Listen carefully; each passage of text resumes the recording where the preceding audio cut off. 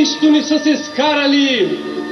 Най-подир са се скарали за два ми сиви соколи и два ми бели атове.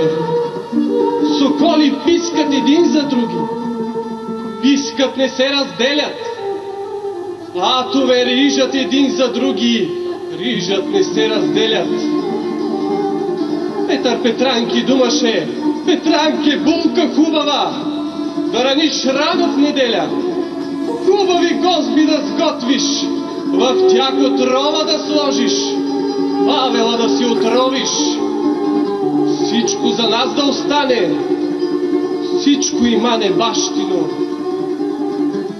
Петранка дума на Павела: Павеле, братко, Павеле, знаеш ли, що ми Петър заръча? Да ране рано в неделя, хубави гозби да сготвя, в тях отрова да сложа и тебе да си отровя. Всичко за нас да остане, всичко има небащино. Зато и да моля, Павеле, жив съм на мъртъв престори, аз ще те с бяло платно покрия. И като са Петър подаде, ще да викна да плача.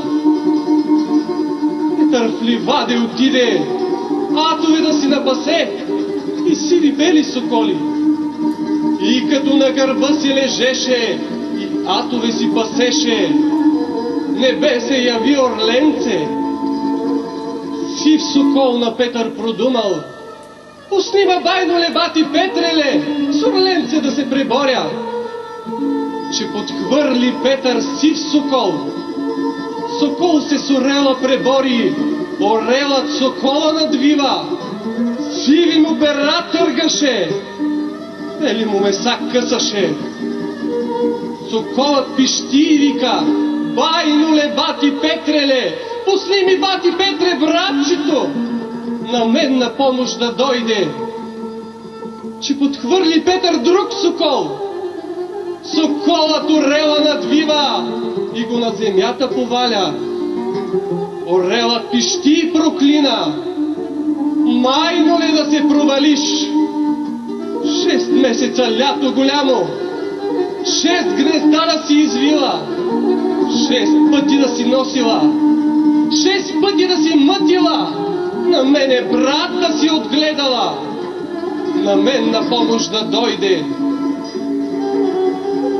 Зачу Петър тез думи, бързо си атове възсяда и си в къщи отива, дано не е Петранка сторила. Той що и Петър заръчал. Като си в къщи отиде и си порти отвори, Петранка викна, заплака. Петър си нощче извади, в гърдите да се пробуде, а Петранка му дума продума: стой, чакай, Петре, не дей. Отровата беше изветряла, не можах да го отровя.